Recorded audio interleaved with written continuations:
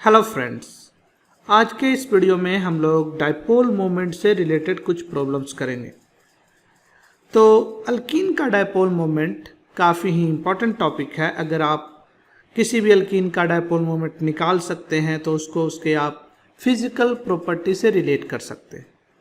तो चलिए कुछ प्रॉब्लम्स को हम लोग यहाँ पे देखते हैं। तो पहले प्रॉब्लम में आपसे कहा जा रहा है the dipole moment of hexane is 0.09 dBi, but the dipole moment of one hexene is 0.4 dBi. Explain the reason for the difference. आपको दो चीज़ें दी हुई है। एक तो दिया हुआ है हेक्सेन, 6 कार्बन का अल्केन है, CH3 CH2 CH2, 4 कार्बन हो गया, 5 कार्बन हो गया और एक छठा कार्बन हो गया। तो इस कंपाउंड का जो डायपोल मोमेंट है वो बहुत कम है, ऑलमोस्ट नन पोलर के बराबर है, 0.09 dBi। और दूसरा आपको एक अल्कीन दिया हुआ 1 hexene, carbon carbon double bond है और इधर हो गया CH2 CH2, 3 का और 2 5 और एक 6 कार्बन हो गया। इसका जो डायपोल मोमेंट है वो सिग्निफिकेंट है, वो है 0.4 dBi के बराबर। तो आपसे क्वेश्चन पूछा जा रहा है कि इस दोनों में आखिर डिफरेंस क्यों है। तो रीजन बड़ा साफ है, आपको एक बार दोनों कंपाउंड को जरा गौर से देखना पड़ेगा। तो इसमें किसी भी कार्बन को देखिए, किसी भी कार्बन को देखिएगा तो हाइब्रिडाइजेशन क्या है, हर कार्बन का हाइब्रिडाइजेशन sp3 है, यानी किसी भी दो कार्बन के बीच में चार्ज का कोई सेपरेशन नहीं है। चार्ज का सेपरेशन तब होता है जब हाइब्रिडाइजेशन में डिफरेंस हो। तो हम लोग यहाँ पे लिख सकते हैं इस केस में नो चार्ज सेपरेशन, कोई भी चार्ज जो है सेपरेट नहीं हुआ, इसीलिए डायपोल मोमेंट ऑलमोस्ट 0 के बराबर होगा। आपको याद होगा डायपोल मोमेंट कैसे निकालते थे, क्या फॉर्मूला है। डायपोल मोमेंट जो होता है वो Q टाइम्स D, जहाँ पे Q आपका चार्ज दोनों एटम पे एंड D उस दोनों एटम के बीच में डिस्टेंस होता है। अब जरा दूसरा मॉलिक्यूल को देखते हैं। तो इस केस में इस कार्बन का हाइब्रिडाइजेशन क्या है, इस कार्बन का हाइब्रिडाइजेशन है sp2 और इस कार्बन का जो हाइब्रिडाइजेशन है वो है sp3। तो जो sp2 कार्बन होता है वो इलेक्ट्रोनिगेटिव होता है, न्यूक्लियस के ज़्यादा पास होता है। तो वो क्या करेगा, ये कार्बन कार्बन के बीच में जो बॉन्ड है उसका इलेक्ट्रॉन को अपनी तरफ खींचेगा, यानी कि इस कार्बन पे थोड़ा निगेटिव चार्ज और इस कार्बन पे थोड़ा पॉजिटिव चार्ज डेवलप हो जाएगा। तो इस चार्ज के सेपरेशन के कारण एक डायपोल मोमेंट हो जाएगा। तो इस केस में आप कह सकते हैं कि यहाँ पे जो है चार्ज सेपरेट हुआ है, चार्ज सेपरेशन, एंड इस चार्ज के कारण एक डायपोल मोमेंट होगा जिसको कि आप Q टाइम्स D से निकाल सकते हैं। अगर आपको एक्चुअल में पता चल जाए कितना चार्ज है, क्या डिस्टेंस है, तो आप इसका मैग्नीट्यूड निकाल सकते हैं। इस क्वेश्चन में आपको मैग्नीट्यूड दिया हुआ वो है 0.4 dBi। तो ये जो डायपोल मोमेंट होगा वो कुछ इस तरीके से ओरिएंटेड होगा, यानी sp3 वाले कार्बन से sp2 कार्बन की तरफ। तो रीज़न यही है डिफरेंस का कि इस केस में हाइब्रिडाइजेशन जो अल्केन है उसमें हाइब्रिडाइजेशन सभी कार्बन का हाइब्रिडाइजेशन sp3 है, बट अल्कीन के केस में आपको दो कार्बन के बीच में हाइब्रिडाइजेशन का डिफरेंस है, इलेक्ट्रोनिगेटिविटी का डिफरेंस है, बॉन्ड शिफ्ट होता है, चार्ज डेवलप होता है और डिस्टेंस है, इसलिए आपका डायपोल मोमेंट वहाँ पे एग्जिस्ट करता है।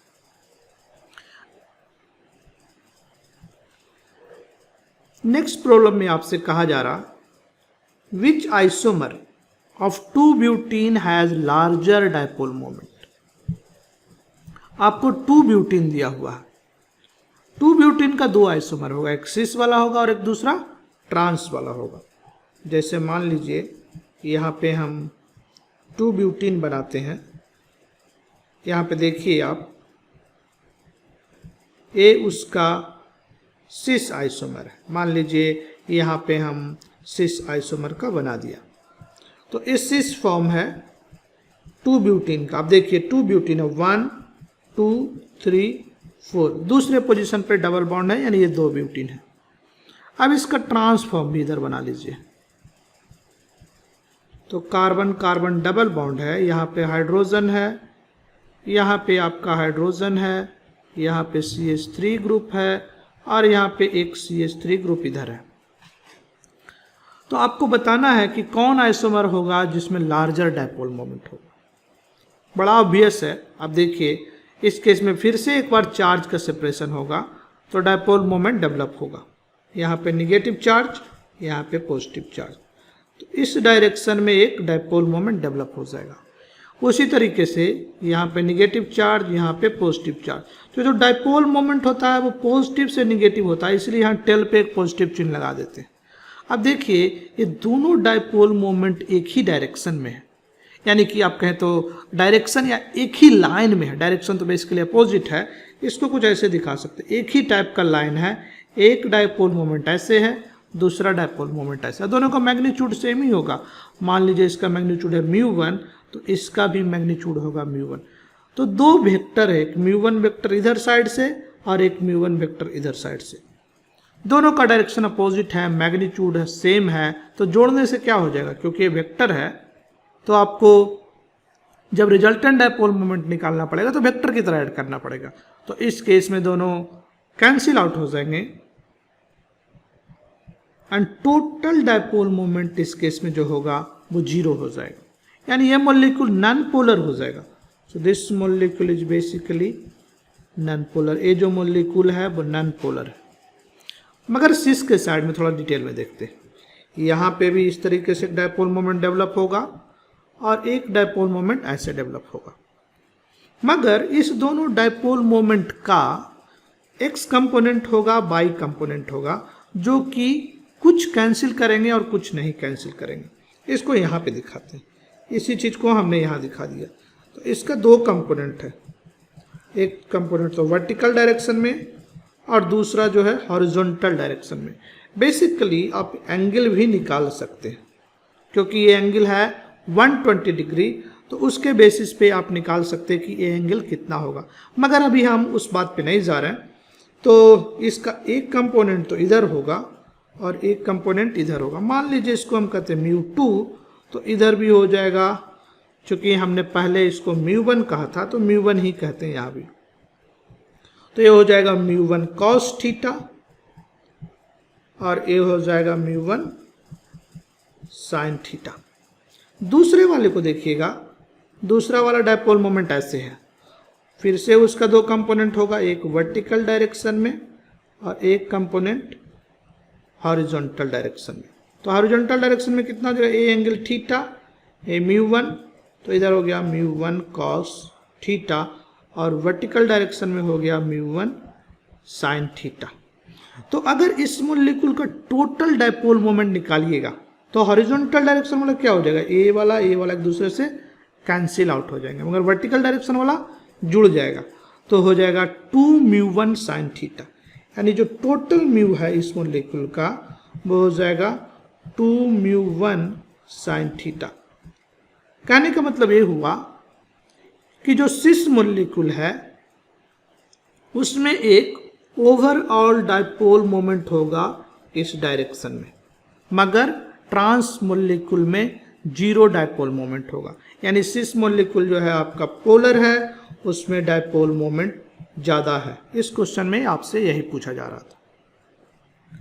सो नेक्स्ट क्वेश्चन में आपसे पूछा जा रहा, the dipole moment of 2-methyl propene is 0.5 dBi, but the dipole moment of 1-butene is 0.3 dBi. Explain why these values differ. तो आपको ये बताना है कि इस दोनों केस में जो दोनों वैल्यू में डिफरेंस है वो ऐसा क्यों डिफरेंस है। तो आप फिर से मॉलिक्यूल का स्ट्रक्चर बनाइए। पहले 2-methyl propene, प्रोपीन है मतलब 3 कार्बन, 1 2 3, दूसरा पोजीशन पे कौन सा ग्रुप लगा हुआ, मिथाइल ग्रुप लगा हुआ। ये हो गया आपका 1 2 3 2-methyl propene।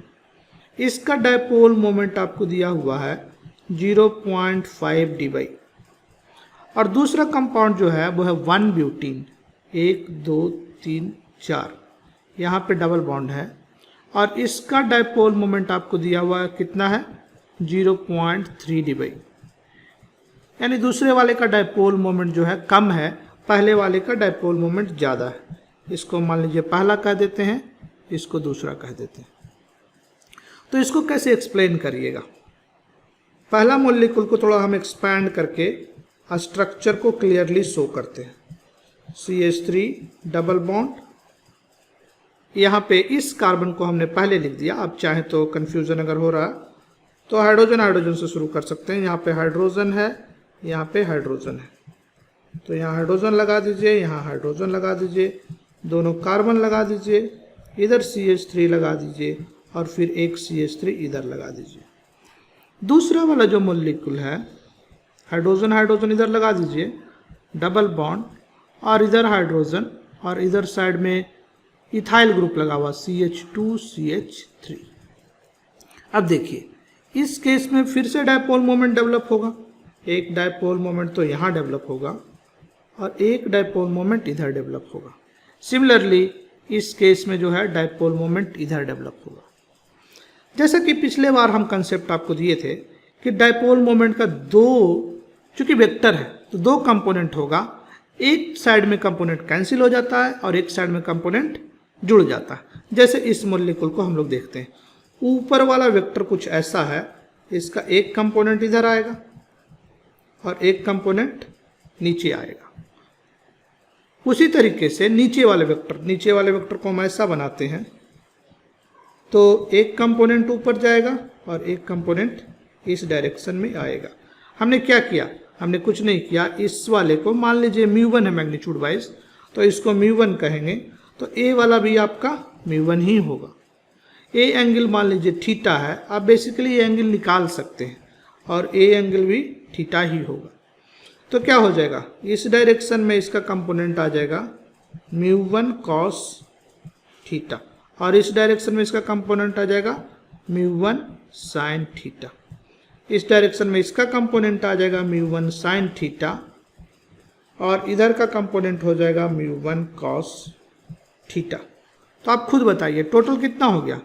जो वर्टिकल कंपोनेंट है वो तो कैंसिल हो जाएगा, हॉरिजॉन्टल कंपोनेंट जुड़ जाएगा, यानी जो टोटल म्यू है इसका वो हो जाएगा 2μ1 cos थीटा। डायरेक्शन क्या होगा?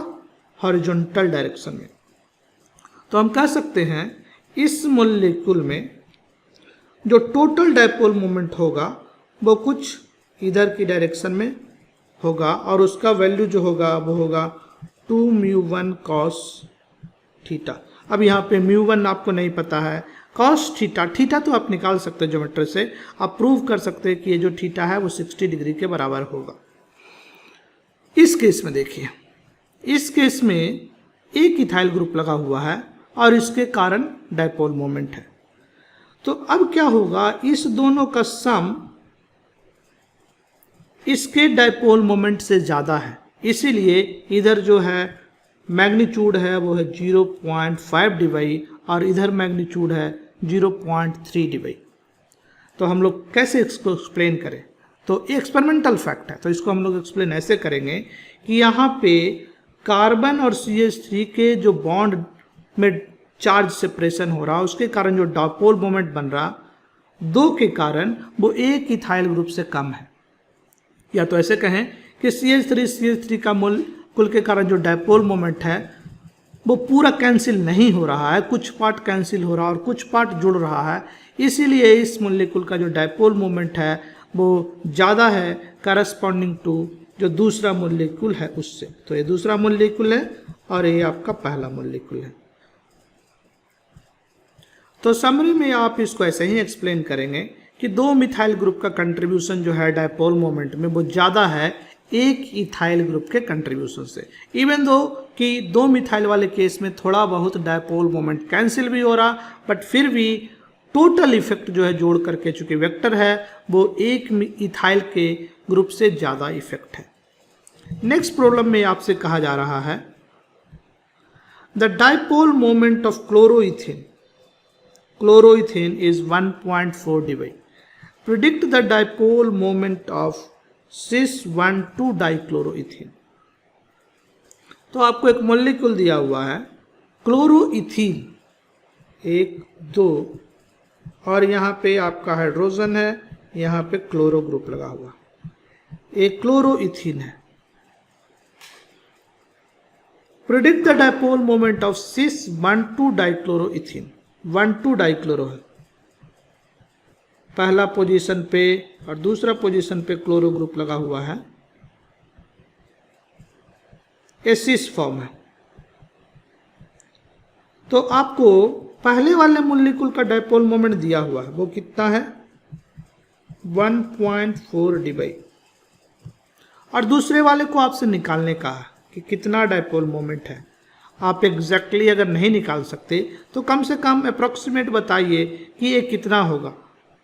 तो अब देखिए, इस केस में क्लोरीन पे डेल्टा निगेटिव चार्ज आएगा और इस पे डेल्टा पॉजिटिव. क्लोरीन कैसा इलेक्ट्रोनिगेटिव एटम है, यानी इस केस में इधर की डायरेक्शन में डाइपोल मोमेंट है. एंड इसका जो वैल्यू है, मान लीजिए इसको μ1 कह देते हैं, जो कि 1.4 dB के बराबर है.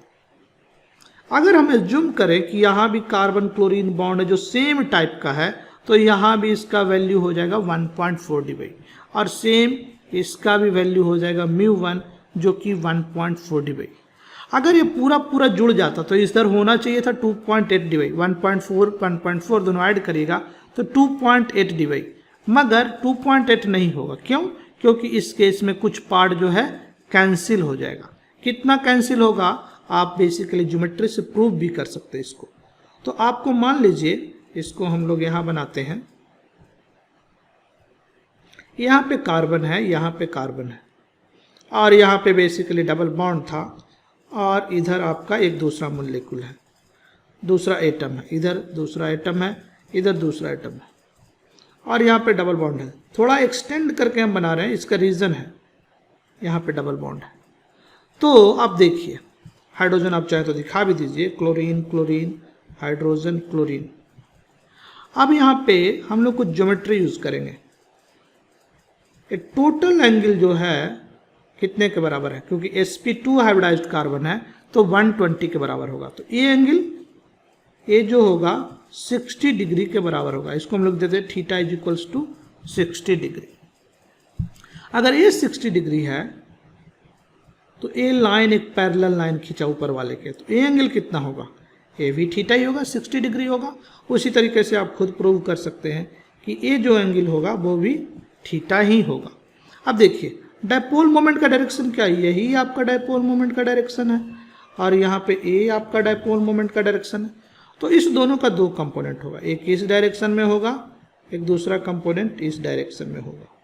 तो इधर जो कंपोनेंट होगा, ए एंगल अगर थीटा है तो ए एंगल कितना हो जाएगा, बेसिकली ये एंगल है 90 माइनस थीटा हो जाएगा, 90 माइनस थीटा. तो और ए एंगल थीटा, तो इसका इधर डायरेक्शन में कंपोनेंट आ जाएगा, चूंकि इसका मैग्नीट्यूड था μ1 तो ये हो जाएगा μ1 cos थीटा. तो इधर वैल्यू हो गया μ1 cos थीटा और इधर कितना हो गया μ1 sin थीटा. इसी तरीके से इस केस में दोनों वैल्यू आप निकाल सकते हैं. नीचे वाला वैल्यू यहाँ भी हो जाएगा μ1 sin थीटा और वर्टिकल हॉरिजॉन्टल वैल्यू जो है वो हो जाएगा μ1 cos थीटा. तो μ1 cos थीटा तो कैंसिल हो जाएगा क्योंकि डायरेक्शन अपोजिट है. μ1 sin थीटा जुड़ जाएगा, यानी इस केस में जो टोटल म्यू है वो कितने के बराबर होगा, वो हो जाएगा 2μ1 cos एंड थीटा आपका कितना 60 डिग्री. सॉरी कॉस नहीं, यहाँ पे क्या है साइन है, नीचे वाला आपका साइन है. तो ये 2μ1 sin 60 डिग्री. तो इसको अगर करिएगा तो क्या हो जाएगा 2 टाइम्स 1.4 dB एंड साइन 60 होता है √3/2. तो ये हो गया √3 टाइम्स 1.4 dB. यानी कि इस मॉलिक्यूल का जो डाइपोल मोमेंट होगा वो होगा √3 टाइम्स 1.4 dB. देखिए एक इम्पॉर्टेंट बात यहाँ पे है, अगर ये दोनों आसानी से जुड़ गया होता, पूरे का पूरे जुड़ गया होता, तो होना चाहिए था 2.8 dy, मगर उससे कम यानी दुगने से कम है, √3 टाइम्स यानी 1.732। तो कम क्यों है? क्योंकि कुछ पार्ट जो है कैंसिल हो गया, डायपोल मोमेंट का कुछ पार्ट कैंसिल हो गया, इसीलिए इस केस में डबल नहीं हुआ। सो नेक्स्ट प्रॉब्लम को करते हैं। इस प्रॉब्लम में आपसे कहा जा रहा है cis1 bromopropene has a higher boiling point than cis1 chloropropene but has a smaller dipole moment, explain why। तो आपको दो मॉलिक्यूल दिया हुआ cis1 ब्रोमोप्रोपीन, तो ये आपको यहाँ पे 1 पे ब्रोमो ग्रुप लगा हुआ, तो यहाँ ब्रोमीन लगा देते हैं, एक हाइड्रोजन है और सिस मॉलिक्यूल है, यानी दोनों हाइड्रोजन जो है एक ही तरफ है, तो ये हो गया cis1 ब्रोमोप्रोपीन। और दूसरा है cis1 क्लोरोप्रोपीन, केवल ब्रोमीन की जगह पे हटा के हम लोग क्या कर देंगे, क्लोरीन लगा दिया, बाकी सब चीज सेम है। ये हो गया cis1 क्लोरोप्रोपीन। आपको दिया हुआ है कि cis1 bromopropene has higher boiling point, इसका बॉइलिंग पॉइंट जो है वो ज़्यादा है, हायर बॉइलिंग पॉइंट, और इसका बॉइलिंग पॉइंट कम है। But has cis1 chloropropene but has a smaller dipole moment, इसका डायपोल मोमेंट कम है मगर बॉइलिंग पॉइंट ज़्यादा है। ऐसा क्यों? यही आपसे क्वेश्चन पूछा जा रहा कि इवन दो कि इसका डायपोल मोमेंट कम है मगर बॉइलिंग पॉइंट ज़्यादा है, क्या रीज़न हो सकता है? देखिए, होना ये चाहिए था कि अगर डायपोल मोमेंट कम है तो चार्ज का सेपरेशन कम है, तो फोर्स कम है, तो उसका बॉइलिंग पॉइंट कम होगा। एक मॉलिक्यूल से दूसरे मॉलिक्यूल के बीच में जो चार्ज सेपरेशन के कारण फोर्स है, पॉजिटिव निगेटिव चूंकि सेपरेट हो गया तो एक मॉलिक्यूल दूसरे मॉलिक्यूल को अट्रैक्ट करेगा, मगर चार्ज का सेपरेशन ही कम हुआ है तो कम अट्रैक्ट करेगा, यानी कि उसका बॉइलिंग पॉइंट कम होना चाहिए था। दूसरे वाले का बॉइलिंग पॉइंट ज़्यादा होना चाहिए था, क्योंकि इस केस में आपका जो है डायपोल मोमेंट ज़्यादा है तो बॉइलिंग पॉइंट ज़्यादा होना चाहिए था, लेकिन ऐसा नहीं हो रहा। कैसे एक्सप्लेन करिएगा? एक ही डिफरेंस तो आपको दिखता है जिसके बेसिस पे आप कर सकते हैं। यहाँ पे क्लोरीन है, यहाँ पे ब्रोमीन एटम है, तो कैसे खोजिएगा? ब्रोमीन का साइज बड़ा होता है, ब्रोमीन मॉलिक्यूल या कहिए ब्रोमीन एटम जो है बड़े साइज का, आसानी से पोलराइज हो जाएगा, तो ए मॉलिक्यूल जो है आसानी से पोलराइज हो जाएगा। तो पोलराइज होने से वान डर वाल फोर्स बढ़ जाएगा, वान डर वाल फोर्स बढ़ जाएगा तो बॉइलिंग पॉइंट बढ़ जाएगा। यानी हम एक कहेंगे, इसका रीजन ऐसा देंगे कि ब्रोमीन जो है बड़ा है साइज में, बिगर इन साइज, इसलिए वो आसानी से पोलराइज होगा। पोलराइज हो गया यानी वान डर वाल फोर्स बढ़ गया, वान डर वाल्स फोर्स बढ़ गया, और अगर वान डर वाल्स फोर्स बढ़ गया तो बॉइलिंग पॉइंट भी जो है बढ़ गया। तो यही रीज़न है कि इस मॉलिक्यूल का डायपोल मोमेंट ज़्यादा है फिर भी इसका बॉइलिंग पॉइंट कम है सेकेंड वाले मॉलिक्यूल का। सो एक क्वेश्चन फाइनली और करते हैं और इसके बाद इस वीडियो को अंत करेंगे। तो इसमें कहा जा रहा है the boiling point of 1 hexene and 2,3-dimethyl 2-butene are 73 and 63.5 degrees centigrade respectively. Suggest a reason for the difference. आपको दो मॉलिक्यूल दिया हो, पहला 1 हेक्सीन, तो 1 हेक्सीन कैसे हो जाएगा? यहाँ पे हो गया आपका 6 कार्बन है, तो इसको मान लीजिए 2 तो लिख दिया, CH लिख देते हैं, 2 हो गया, 3 हो गया, 4, 5, 6, यही मॉलिक्यूल है आपका 1 हेक्सीन। इसका जो डायपोल मोमेंट है, डायपोल मोमेंट नहीं बॉइलिंग पॉइंट, वो दिया हुआ 73 डिग्री सेंटीग्रेड, इसका बॉइलिंग पॉइंट है। और दूसरा मॉलिक्यूल 2,3-डाइमिथाइल 2-ब्यूटीन 1, 2, 3, 4, और दूसरे पोजीशन पे मिथाइल ग्रुप लगा हुआ और तीसरे पोजीशन पे मिथाइल ग्रुप लगा हुआ, यही मॉलिक्यूल है आपका, और इसका बॉइलिंग पॉइंट है 63.5 डिग्री, 63.5 डिग्री सेंटीग्रेड। दूसरे वाले का बॉइलिंग पॉइंट कम है और पहले वाले का बॉइलिंग पॉइंट ज़्यादा, दोनों एल्कीन है, दोनों में बहुत ज़्यादा का डिफरेंस नहीं, एल्कीन है दोनों।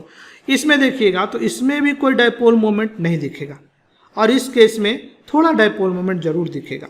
तो एक तो रीज़न है डायपोल मोमेंट के डिफरेंस के कारण आपका बॉइलिंग पॉइंट में चेंज होगा, क्योंकि यहाँ पे देखिए यहाँ पे एक कार्बन जुड़ा हुआ, आप इस मोलेकुल को अगर बढ़िया से बनाइए तो क्या हो जाएगा, carbon hydrogen hydrogen double bond CH और इधर CH2 4 कार्बन है, 3 हो गया और ये चौथा हो गया। तो यहाँ पे एक डायपोल मोमेंट जरूर होगा इस डायरेक्शन में, नहीं यहाँ नहीं होगा, हाँ यहाँ होगा क्योंकि यहाँ पे sp2 कार्बन है, एक कार्बन sp2 है, डेल्टा निगेटिव चार्ज होगा और इस पे डेल्टा पॉजिटिव चार्ज होगा, ए बॉन्ड थोड़ा इधर शिफ्ट हो जाएगा। तो इस केस में डायपोल मोमेंट है, इसके कारण थोड़ा बहुत तो बॉइलिंग पॉइंट बढ़ेगा क्योंकि डायपोल मोमेंट है, चार्ज का सेपरेशन हुआ, दूसरे मोलिक्यूल के साथ अट्रैक्टिव फोर्सेस बढ़ जाएंगे। ऐसा सिचुएशन इसमें नहीं है।